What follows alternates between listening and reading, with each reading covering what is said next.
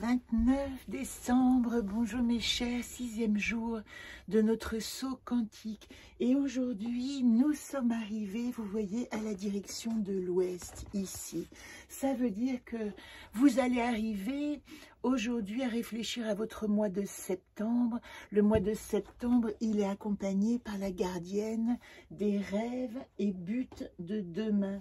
Rêve et but de demain. La première carte de nouvelle lune à pleine lune, c'est Oulpe qui dit « J'accueille les messages de mes rêves, je lâche ce que je sais pour vivre ce qui est ». Dans cette période et aujourd'hui, vous pouvez faire le bilan au mois de septembre et réfléchir à cette dimension qui vous a fait lâcher des illusions inutiles et regarder plutôt vers des rêves qui construisent demain. Ça, c'était vraiment la leçon de celle que j'appelle aussi dans le petit jeu l'accompagnement de l'invisible qui se transforme en doute si nous n'avons pas compris que sa mission, son but, c'est de nous montrer des pistes et de nous dire en permanence « Tu n'es pas seul, tu es accompagné pour aller suivre ton chemin ». Dans la deuxième partie, c'est-à-dire pleine lune à prochaine nouvelle lune de cette 9e gardienne des rêves et buts de demain, c'est aussi celle qui sème les graines de vie pour le monde à venir. Avec Quest, je vole à travers cet espace. Elle est étrange celle-là, où mes rêves constituent mon air, mon oxygène, mon horizon réel.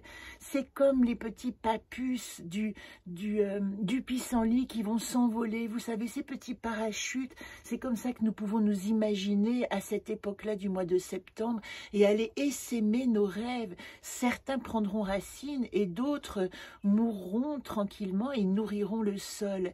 Alors voilà le bilan que vous allez faire aujourd'hui.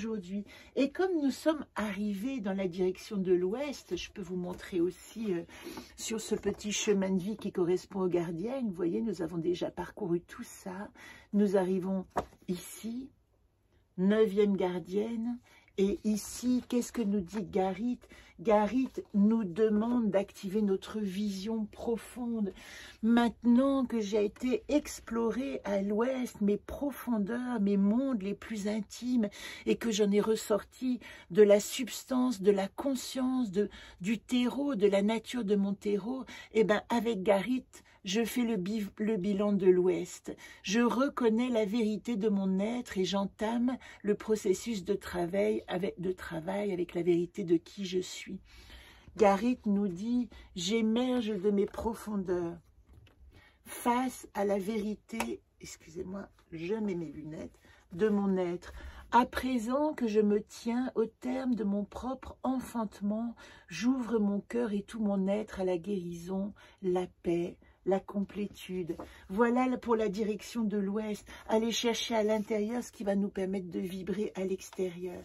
Et puis, si vous avez fait votre petit bonhomme, eh ben, vous voyez, j'ai déjà rempli une partie. Ici, je suis arrivée à 9. Et 9, qu'est-ce que je laisse en 2022? C'est pour vous donner une idée. Hein. Je cesse de prendre certains rêves pour des réalités.